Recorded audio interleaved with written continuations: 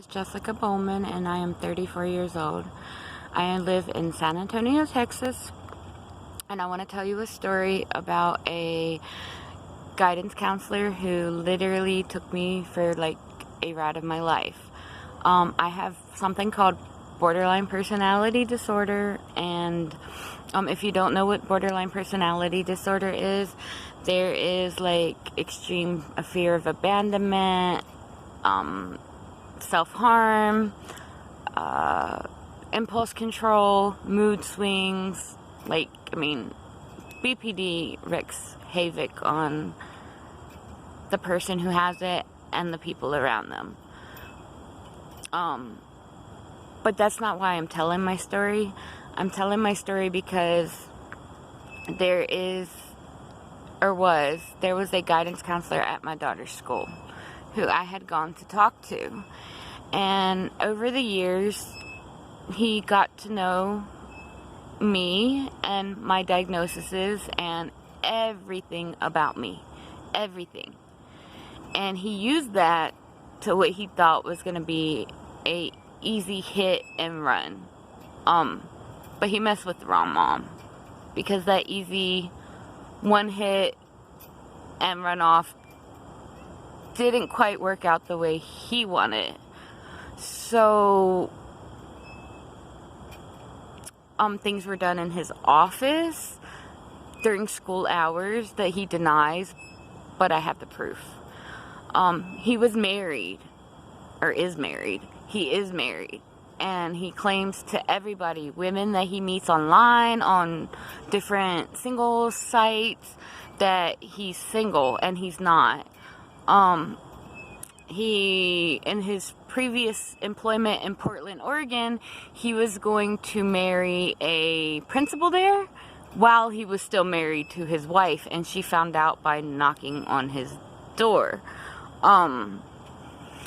So I am a parent of a student who lives in San Antonio, Texas. And I had went to the school to talk to my daughter's guidance counselor in 2017 is when I started talking to him, but it didn't get comfortable until 2018. And from there he shared all kinds of stories with me, like that he was abandoned like me, he had suicidal thoughts like me, he was a recovering drug addict. I've never done drugs, but it touched me that he could be somebody who had gone through everything I had gone through in life, and yet he came out okay. He came out strong and able to have a degree and to complete school, which I find out, by the way, that his wife, common law wife, but she's still his wife, she paid over $100,000 on his education. So everything he told me about being a recovering drug addict and being abandoned as a child and going through sexual abuse like I did as a child, it was all lies. It was lies, for his main goal was to pretty much have a fling and then run off. But it didn't quite work out the way he wanted it to, because then a pregnancy happened, and my name's Jessica and I have BPD, and I think everybody knows that BPD people are always suspicious, always. So from the moment he told me to erase everything and delete all my screenshots, I started saving everything. I recorded every time we met up. I recorded every conversation. I saved every screenshot. This man creates multiple accounts under fake names, and he pretty much has a licensed social work degree now from from Our Lady of Lake University in San Antonio. His name, we're gonna call him CM, though technically he legally got a name change. He filed for it May 22nd, and it was approved June 28th. We'll call him MA, because that's the initials of his name change that I had found out today, actually. And his wife, we will call her PJ, because, She does not like peanut butter and jelly. Let's just say that. Like, look up PhD peanut butter and jelly, and you'll probably figure out who I am referring to.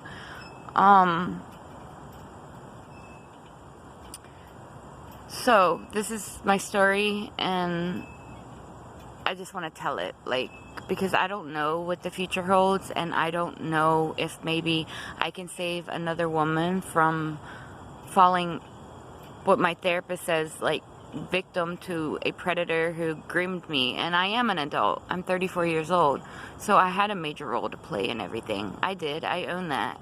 But at the same time, he had a professional degree. He knew my issues. He knew my mental instability. He would join the BPD websites, the groups that I was in, to what he told me at first, it was to help understand me. But then he would screenshot everything, and he would use that against me to try to prove that everything I said was something I just made up, and I was delusional.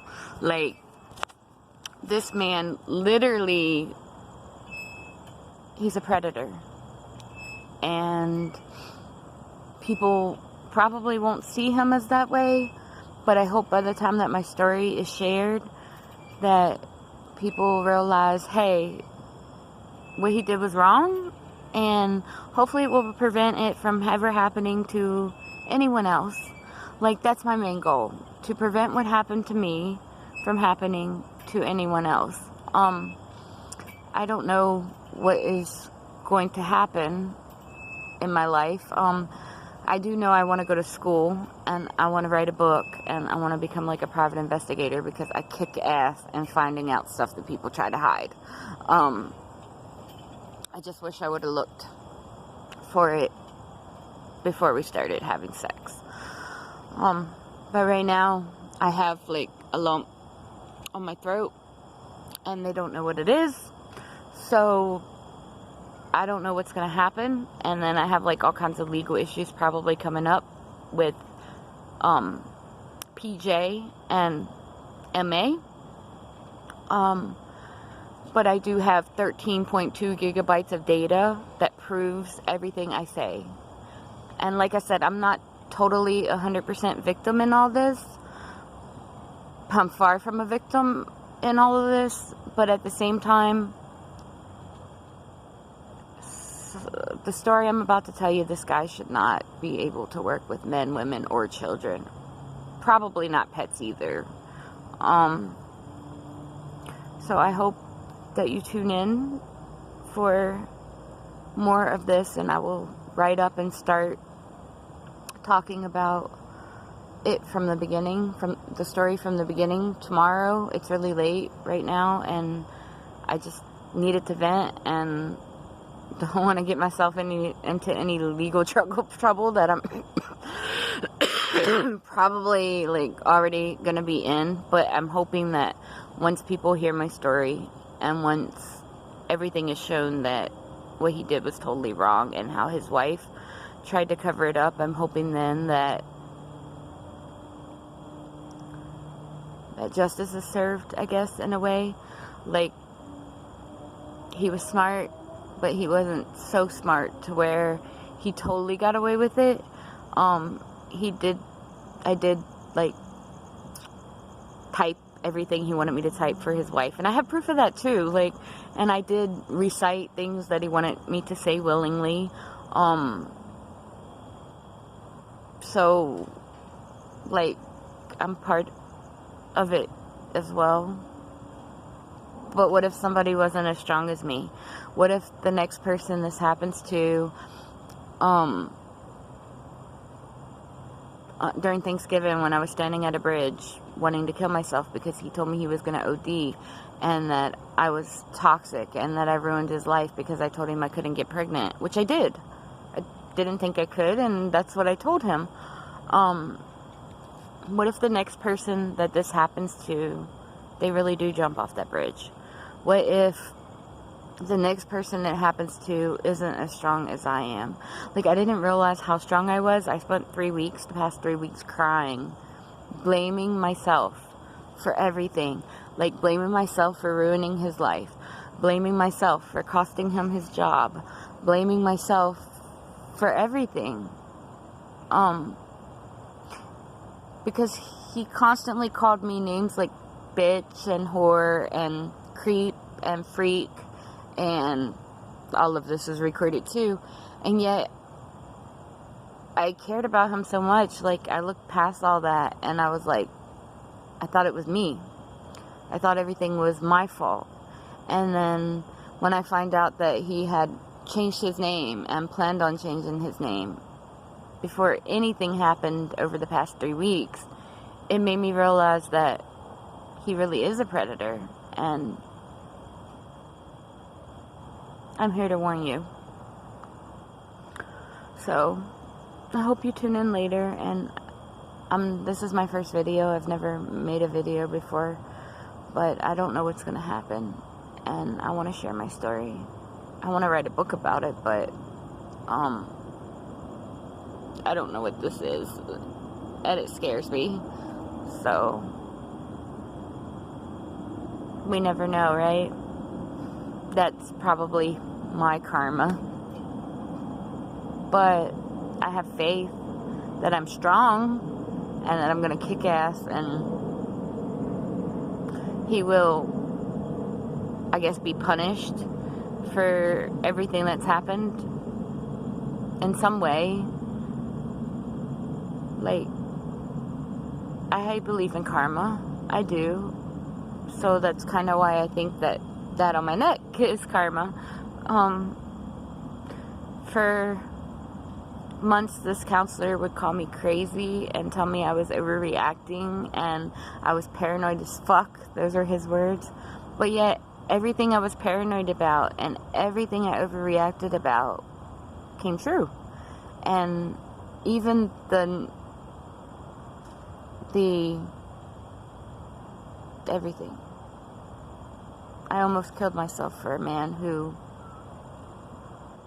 I wouldn't even call him a man. Like, I almost gave up my life as a mom for a counselor who got into my head. I almost, like, I wouldn't be here because I thought I was saving him. Who does that? Like, looking back, I'm like, why don't I take this experience and try to prevent it from happening to anybody else and try to save somebody who may be going through something similar, because I don't know if it's common or not. I don't know how many people get social work degrees to use them for their own twisted advantages. Like, I don't know. I didn't trust the world because of my past and abuse already to begin with. I really don't trust the world now, but I trust myself now. So I may not trust the world around me, but I will never trust my instinct and my judgment when I start to feel something is wrong and something is off and 50,000 red flags start shooting at me. The sweet words and the sweet talk and the guilt trips won't work anymore, because now I know, like, just how evil people can be. So I hope that I can finish, or should I say, I hope that I can start to tell my story tomorrow. I just wanted to do, like, kind of an introductory thing. Thank you.